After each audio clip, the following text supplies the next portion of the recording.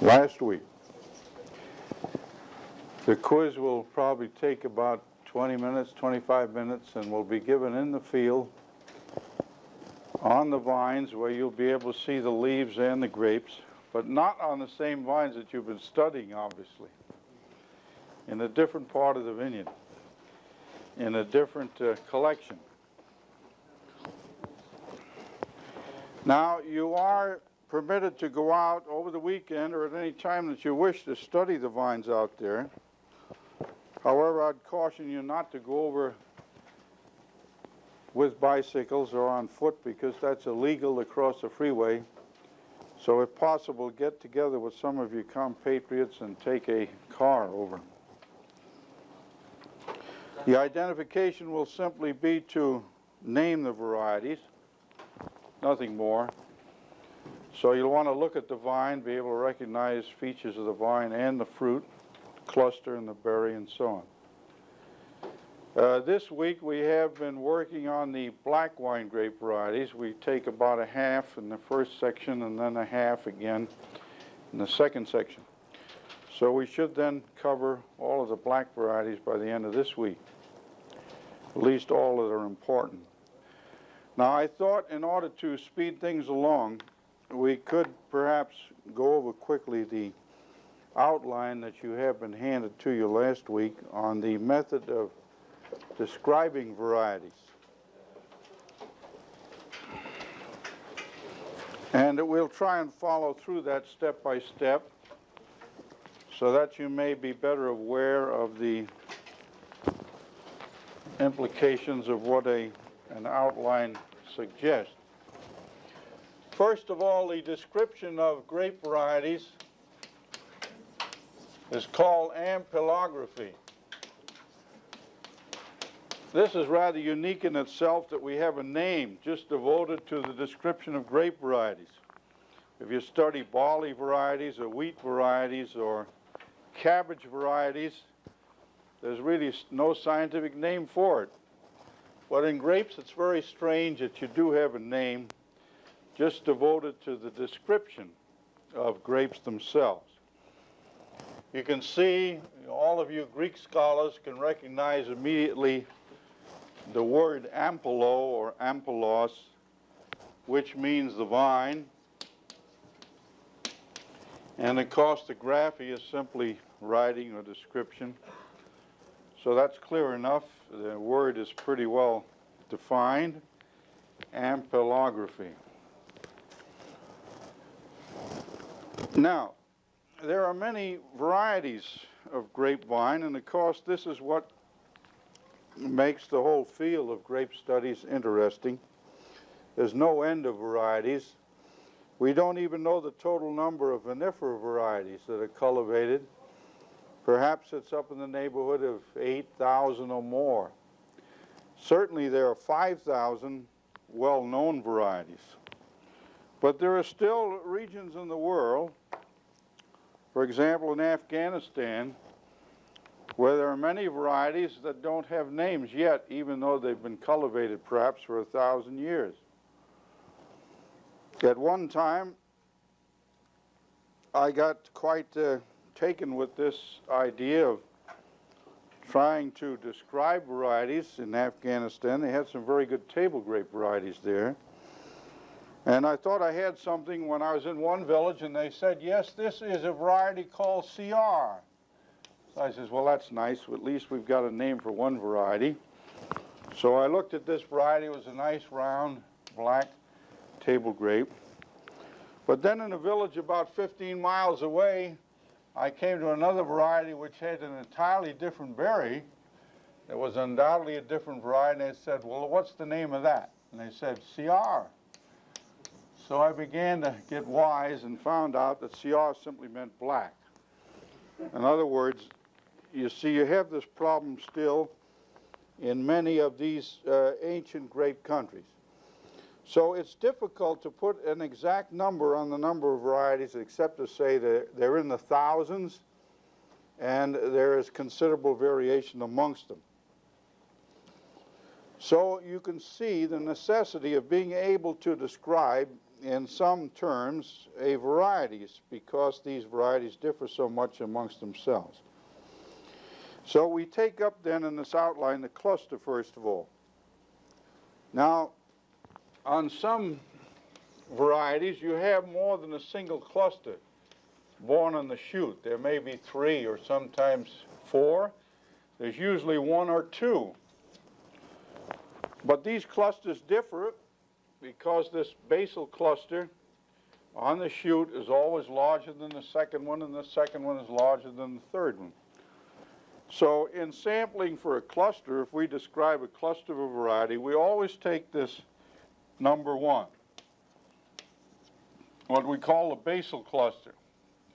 So if you describe a grape cluster, one assumes naturally that you take the first cluster or the basal cluster, which is always the largest one, always the largest one. Now, the size itself varies a great deal. The table grapes in general have very large clusters and ordinarily large berries. So this is not an important factor in wine grapes. You may get very small clusters up to large or very large clusters. The Pinot that you're going to see or have seen in the vineyard, the Pinot Noir, is an example of a small cluster. It's a very short, small cluster. The Palomino, which you studied, a white wine variety, has a large cluster, branched. And then there's all intermediates, of course. But in general, these terms are easily enough understood. After you study some varieties, you can pretty well say whether they're large or medium or small. Then as to the form of the cluster, we have certain definitions here that you can take. And this is the general outline ordinarily that we consider here. We have down here conical, like a cone, in other words. It would be an inverted cone, obviously. Conical or cylindrical, more or less following an outline that's more or less like a cylinder. Or shouldered, which means that it may have either one of these forms, but it has an irregular top to it. In other words, this part, the extension of the outline, is called the shoulder, in which case a branch, of course, has come out here usually to give you an extension of that cluster form. And then the winged. The difference between the shouldered and the winged is simply that the wing is completely separate from the main cluster. The wing is loose. You can move it. Then the compactness. We have ragged clusters, loose, well-filled, compact, or very compact. Now you might say, how are you going to determine which is which? And this is a good question. However, in general, it is not too difficult. We usually determine this by holding the cluster up by the main stem and looking at it to get the appearance of the berries, at least as to how they are set in that cluster. And in one case, you will have the cluster stems like this, branching, usually alternately. So if we find a cluster, for example, that has large portions of these main stems that are not carrying berries, example like this, that are visible when you hold it up, we call this a ragged cluster. It's not a very good term. We'd like to have another one, but it's sort of stuck in the literature and we keep it. I don't know how to define ragged, except the outline gives you the appearance of something that's not uniform. It's got parts of the cluster that aren't filled in at all. And then the second is loose. And the loose cluster, this again is sometimes a bad term these days. You get the berries more or less distributed in a more or less uniformly in the cluster, but they can be moved very readily. In other words, you can see parts of the stems here and there, but there's no large parts of the stem showing. And then well-filled is the ideal for table grapes, because in the well-filled cluster you see nothing but berries. No stems are visible, but the berries are nicely outlined without being pressed up against one another. So this is a desirable character for table grapes because such a cluster can be rearranged, turned around easily when packing in boxes or trays.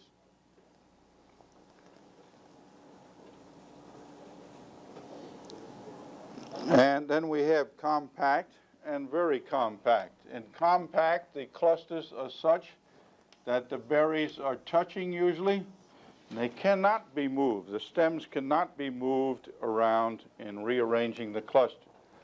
And then in very compact, the berries are so firmly set in the cluster that they're more or less shoved out of shape. So it's difficult in a very compact cluster to really determine the shape of the berry very easily because they're all more or less pressed up against one another. This creates real problems in table grapes because they're difficult to pack. The cluster wants to just maintain its own individuality, as most young people want to do today, and they won't move in one direction or the other, so they're very compact. Now, it's a real problem in many wine grapes because along with this very compact condition also goes a condition where the berries may actually be forced out of position and cracked or ruptured. And once the juice is released, then the mold begins to work, and you get a condition that is all too common in our vineyard this year. You get spoilage occurring in the cluster. Now, the next characteristic, the stem of the cluster. And mostly, this is used in classification mostly on the basis of how the stem is matured. Ordinarily, the stem has somewhat of a curve in it, and at this curve there is usually a tendency to form a branch or a secondary cluster if this tendril develops. And then we have this cluster structure forming here. So what we use here is a description that will more or less define this part of the stem. This main stem is called by the botanist a peduncle or peduncle, the large main stem holding the cluster. Now, we define this stem as being herbaceous, and this is the part that we usually look at because this is the part visible. This will have berries on it. So we're looking at this part of the cluster stem. This may all be green. If it's green and there's no ripened wood on this section, we call it herbaceous. Herbaceous. Green. Usually, if it is green, it is softer or easier to cut than one that is woody. Then we may have it woody at the base. In other words, this portion that I'm going to darken in here may be woody and tough at the base. If it is woody, usually that's associated with a browning or a maroon color. And of course, the wood is very tough here and it's hard to cut. So it may be just matured into a woody condition at the base, or it may be woody up to this first branch. The woodiness may go all over, extend clear to here. And then we have a question of the length of the actual stem. And here we can say this stem may not be visible if the cluster stem is very short. And for example, the branches begin up high. You see, you may have practically no stem at all. And we'd call this not visible because you can't see the stem itself when you look at the cluster. or the base of it, not visible. Or it may be short. This would be a long one, but it may be short, say only an inch or two long, or it may be quite long, a number of inches long. Most of the clusters in wine grapes have a short or a non-visible stem. Now the berry size, first of all, is very large, medium, small, or very small. Examples here, we could say the Cabernet Sauvignon has a very small berry.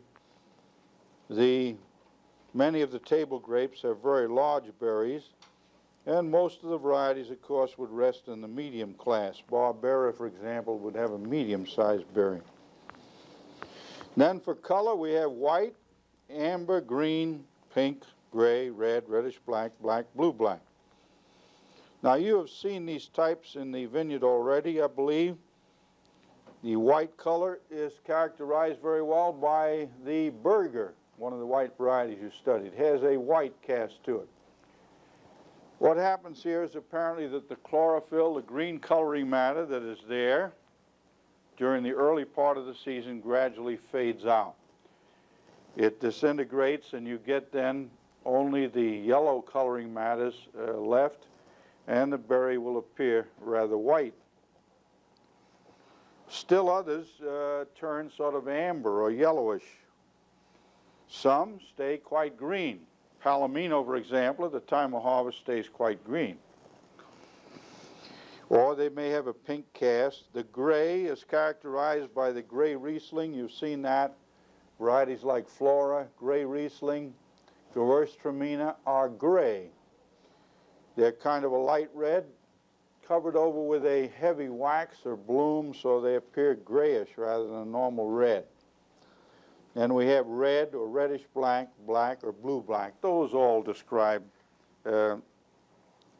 varieties that you already know, and I don't think you'd have much trouble in picking them out. The Mission, for example, is a reddish black. It's a dark colored variety, but it seldom turns a black. It's a reddish color. The Grignolino, again, a reddish black type. And there are many varieties, of course, that are blue-black. Petit Syrah, Pinot Noir, and a whole list of varieties. The bloom is simply the waxy covering.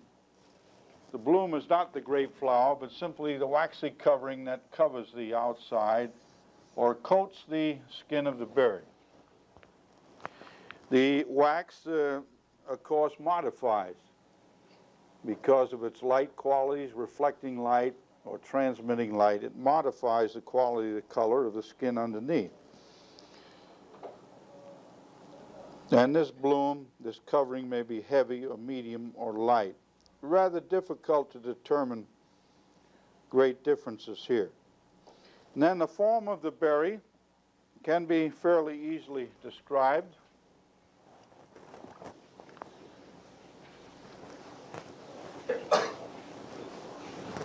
Spherical or round, circular. That's not a very good sphere. I have to try that again.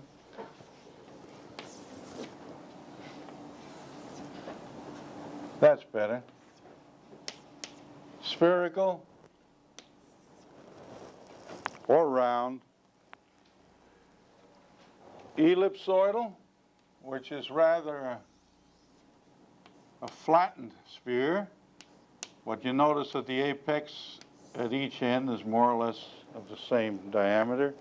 Ellipsoidal, so let's put an E there. Everything goes by alphabets nowadays, so we're going to start using alphabets too. E for ellipsoidal, and then we're going to cylindroidal, the cylinder. You very seldom get fruits that are actually like a cylinder, but they tend to be that way. Not very common. Cylindroidal, and then ovoid, which is like an egg. Ovoid. And next we have arbovoid, which is just the reverse of this. Turn the egg upside down, but don't step on it, and you've got obovoid. Obovoid. Then oblate, which is flattened. In other words, it is wider than it is long. This is oblate, OBL, oblate. And a very good example of this, and most students don't fail to identify the palomino because they can pick out the berry, and if they look at the shape of the berry carefully, they can see that it's oblate. Palomino, an important sherry variety, is a very good example of the oblate berry. The berry is actually wider than it is long. Oblate, a good characteristic to use to identify palomino.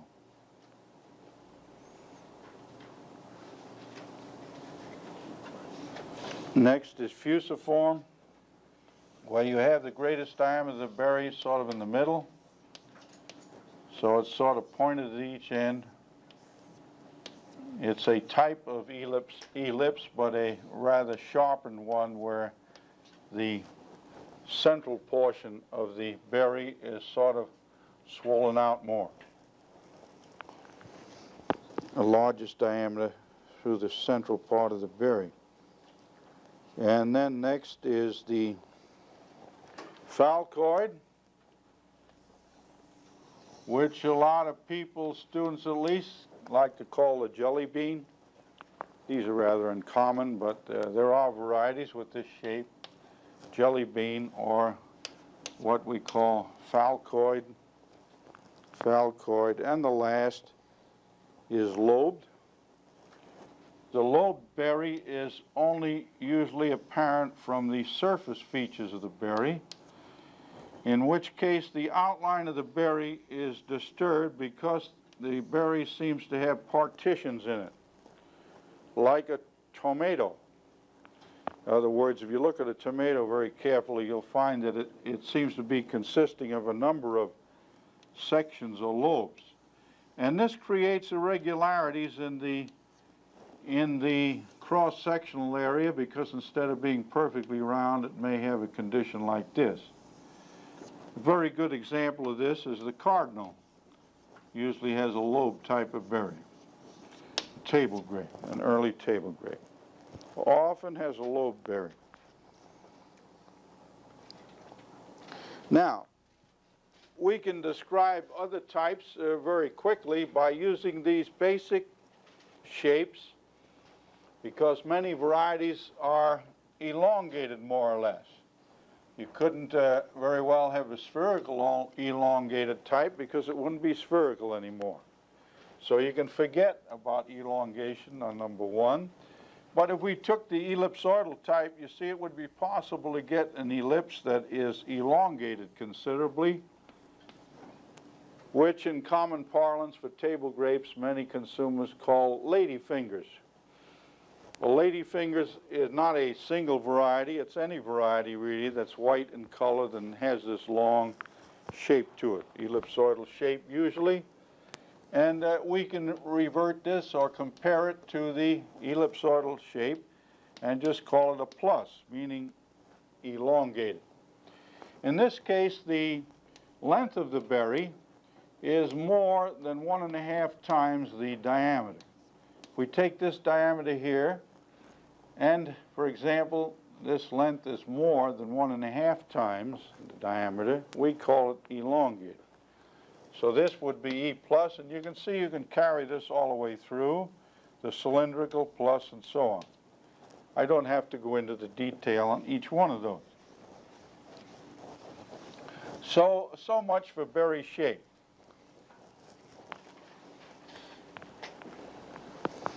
And we have to move here a little more rapidly. The apex,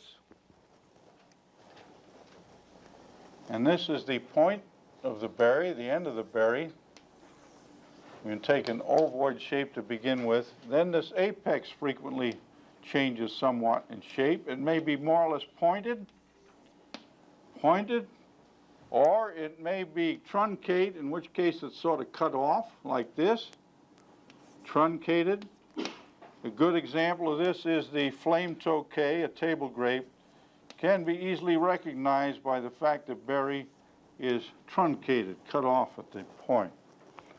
So next time you go into the grocery store or the market, make sure if you're buying tokays that the berries are truncated. They're not, they might be emperors and they're fooling you.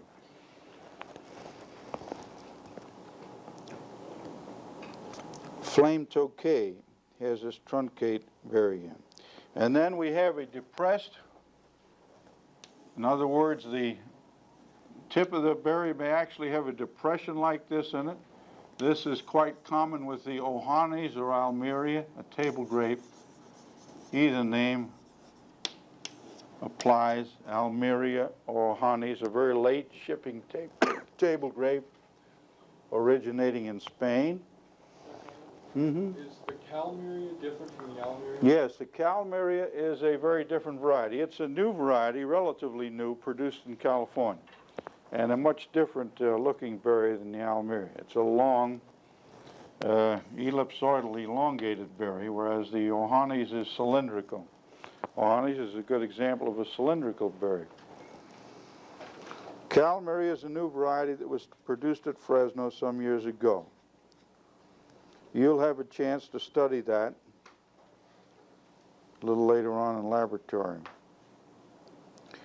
Now, the other thing about the tip here is that sometimes this sort of the style, which was part of the flower, will sometimes dry back and leave a scar at the tip. And this is a good identification character, but not always so for the varieties Zinfandel, which in itself is very variable as to fruit character, but this scar is quite typical, this dry scar at the apex of the berry. So some of these things, descriptive characters that appear rather inconsequential, may be very important to distinguish varieties that are very close, really, in other morphological characters. Now the skin is either thin or medium or thick.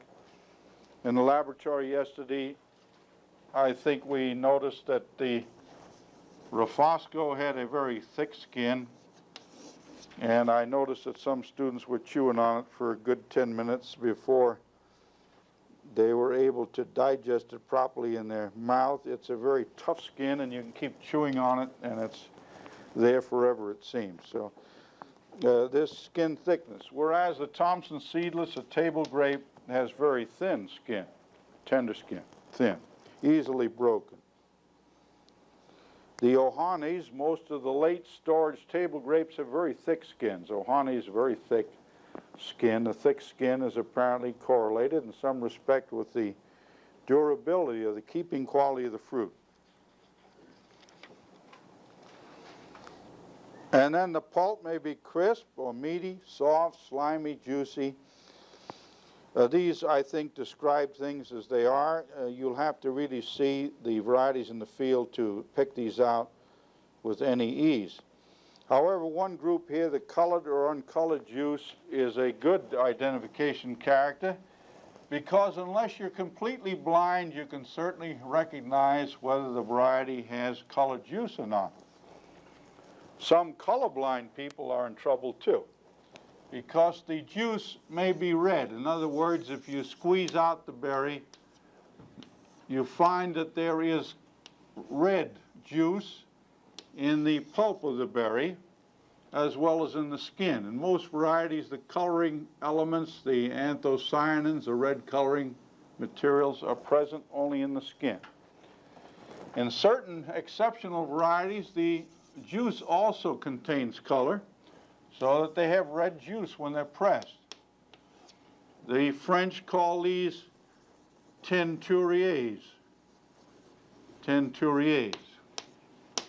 That's easily understandable, because when you go down to get your hair dyed in Paris or your pants pressed, you may go into a teinturier where they do the dyeing.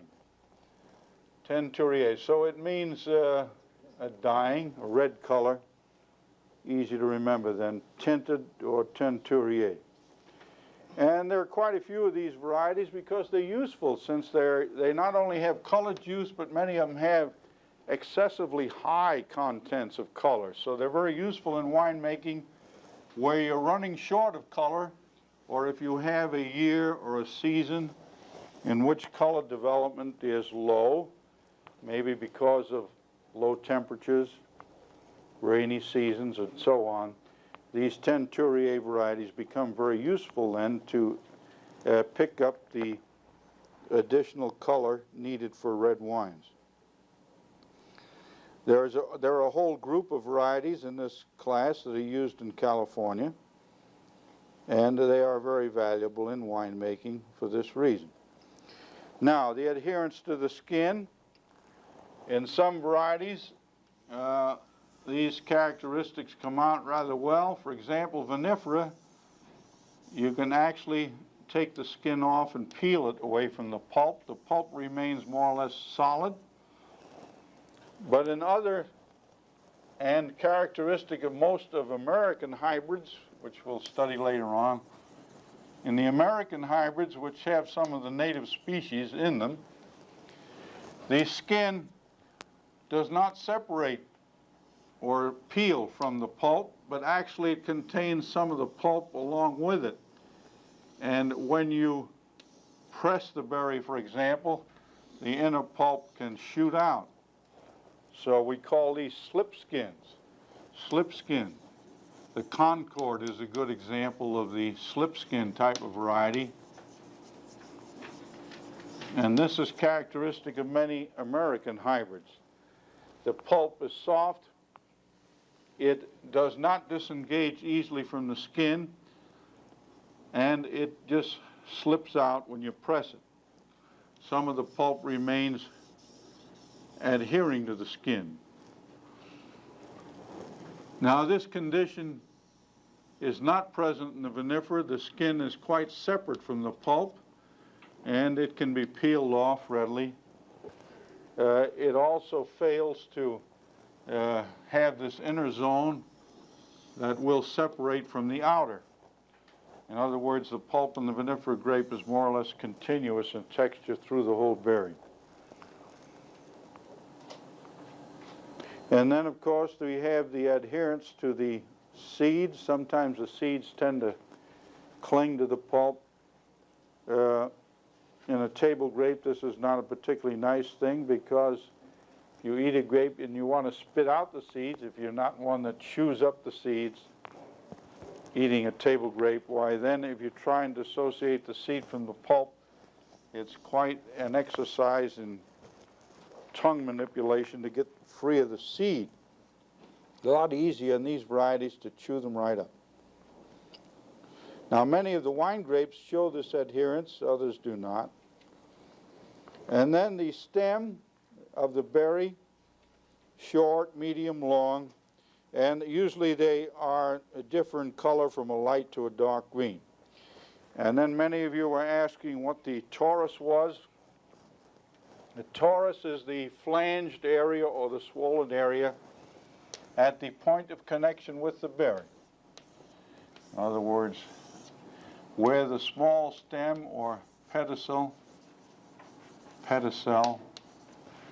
is connected to the berry, there is a flange-like swelling here that extends out, that more or less holds the berry securely, and this is the torus or flange. If you want to use a word, another word, flange is all right. And then, of course, in between here you get the vascular system that feeds the berry. It comes down through the stem, usually divides here. And then if we pull the stem from the berry, we get another characteristic here, because some of this flesh, this vascular system is broken, and the flesh, part of the pulp, then will be released or pulled out with the stem. And this part of the stem here that's pulled out, the berry flesh, is called the brush. I don't know exactly how it got the name brush, except in many cases the flesh does come out like a brush. It has the shape of a wedge or a brush. In some cases it's round and mostly pointed like Pinot Noir. And sometimes it comes out in a very wide, flat, ragged condition. So these characters are good. However, one thing makes this difficult to decide, and that is if you're dealing with fruit that's overripe, like most of the varieties are now, the brush does not remove in a natural way, but it pulls more of the flesh than it usually would, because as this berry skin gets weak here and the interior begins to break down, then of course more of this will come out with the pull of the brush. So now you can see great variation. I noticed in the Pinot Noir yesterday that sometimes we could demonstrate this nice small, more or less pointed brush, but in other cases it would come out as a big extended mass, which is not typical, but it indicates a variety is much overripe.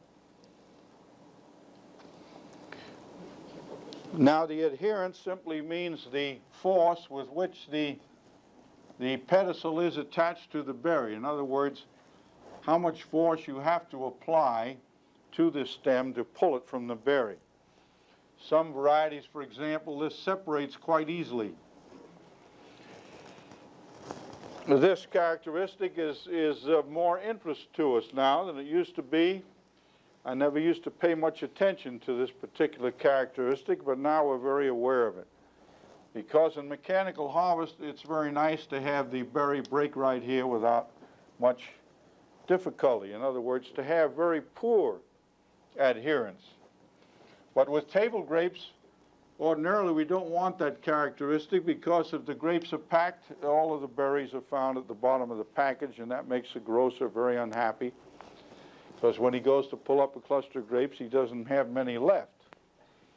So then, you see, it depends on what you're going to do with the grape, really.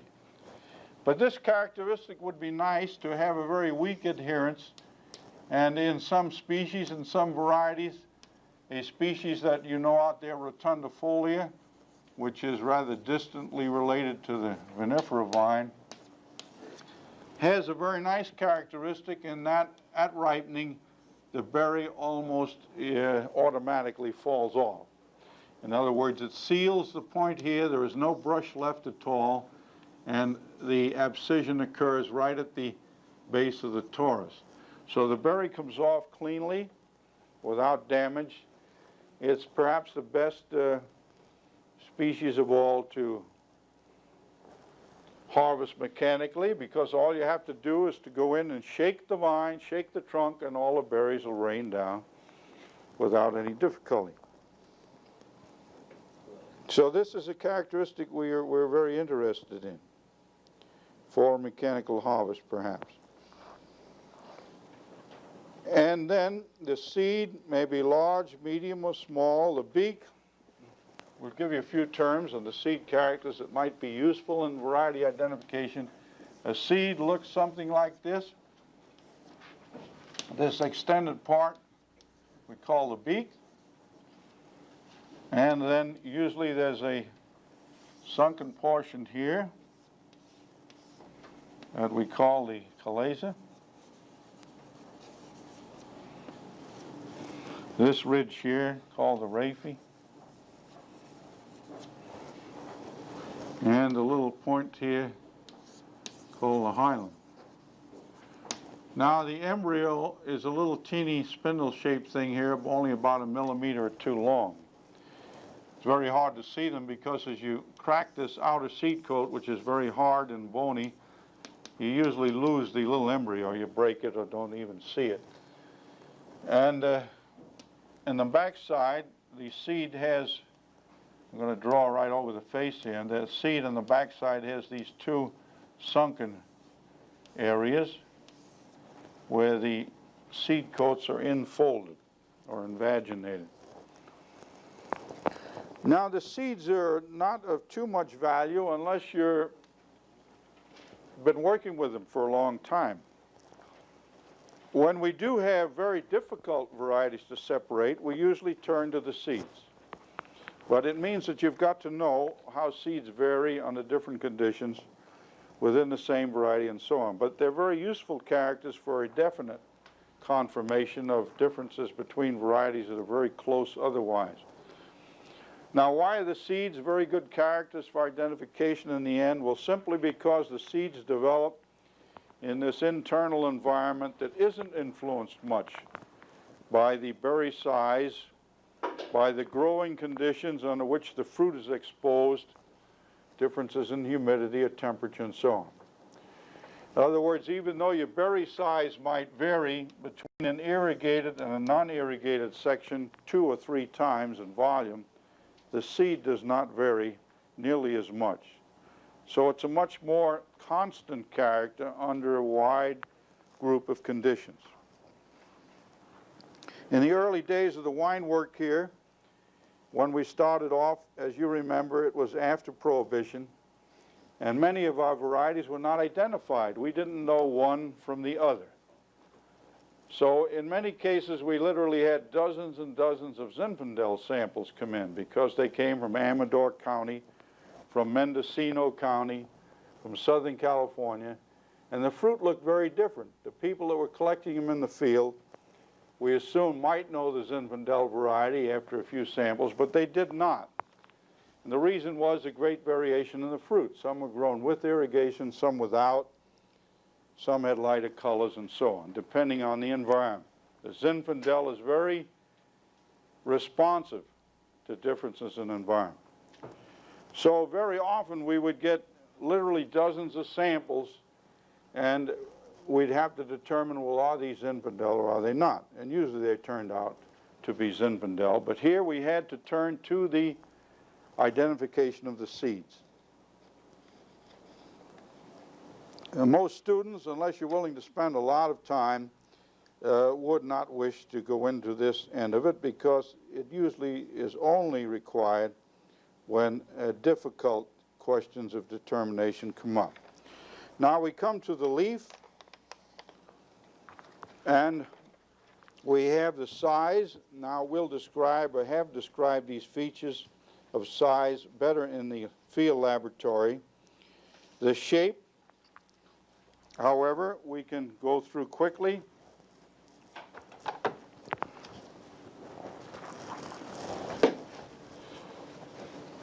This harness that I have influences my ease of movement a little bit, and I'm afraid it's going to make my speech bad too. I feel that I'm sort of tied down here. We have orbicula, in other words, more or less in this shape. Cuneiform, which means wedge-shaped.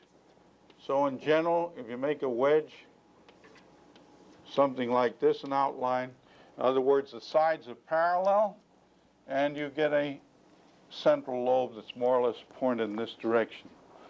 So orbicular, cuneiform. Truncate means that simply it's cut off short in this way here. Again, remember the truncate berry. You've got the same idea. And then reniform, which is more or less kidney-shaped. Kidney, I was going to put kinder there, which is not a good word. Kidney-shaped, reniform. And these are the basic shapes. The color, yellow-green, bright green, dark green, or gray-green. These terms are all evident. And then the pubescence. Glabrous means completely devoid of hair. And then surfaces with a few short, stiff hairs. Downy. Arachnoid needs a little definition. Arachnoid are these long, more or less windy hairs that look like spider webs. Arachnoid is like a spider web type hairs. And we do see these on many varieties. And then cottony or tufted. Barbera, for example, a black variety that you're studying, has the back of the leaf with these so-called flocculent type hairs where they tend to group together. We call that cottony. Cottony. They look like little tufts of cotton. Downy? Can I describe downy? Yes, downy is usually a lot of short, more or less smooth hairs that give you the appearance of, say, a carpet. In other words, the hairs are of equal length, they're numerous, and if you feel it, it feels like a piece of felt. It's downy. In the field, very often on the same vine, you'll get a number of different leaves, some of which are totally glabrous, some of which have varying amounts of Excuse me. hair. How do you generalize for a vine that has this condition? Well, one of the difficulties, of course, is the condition of the vines out there, too. We have lost most of the leaves that we usually use to study, the ones toward the basal part of the shoot. About the 6th to the 8th nodes, those are the leaves that we like to get on the shoot. But we've lost a lot of those in the vineyard due to leafhopper attack, and they dry out and fall. So many of the leaves that you're looking at and you think are typical are not so, because these are the leaves that have grown late in the season, and they're not typical of the leaf of the variety. So if you do take typical leaves, you've got to find the ones that are still on the vines, and in this case they're quite uniform. They will be uniform as to hairiness. However, if you take these younger leaves at the tips of the shoots, they usually do not show the typical hairiness. And you, of course, find the hairiness or the downiness develop best on the undersides of the leaves. This is what you usually look at, because in general the top surface is glabrous or smooth. Now, the surface of the leaf is important because it may be smooth, and we look at the surface. If you hold a leaf in this direction so the plane of the leaf is across this way, the stem here, or petiole, we're talking about this condition of this surface here, the upper surface. And we use various terms here. It may be smooth, or it may be waved.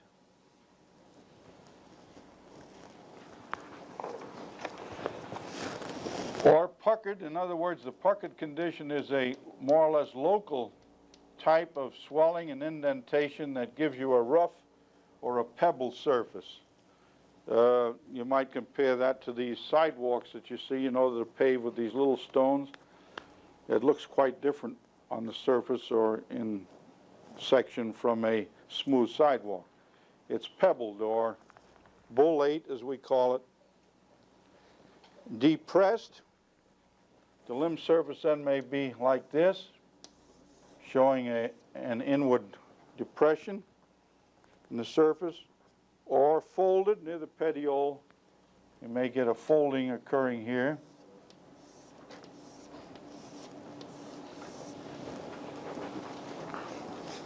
And we can illustrate these better in the vineyard. Convex, which is the opposite. The classical example of this is the variety Alicante Boucher, which can often be picked out at a great distance because of this so-called convex condition of the leaves. They tend to fold downward on the margins. Now, we'll continue this. We can finish this up in a short time. Next lecture, I'd like to have 2 volunteers to pick up a car at the garage. Or maybe they're already out there. Do we have 2 people here with a driver?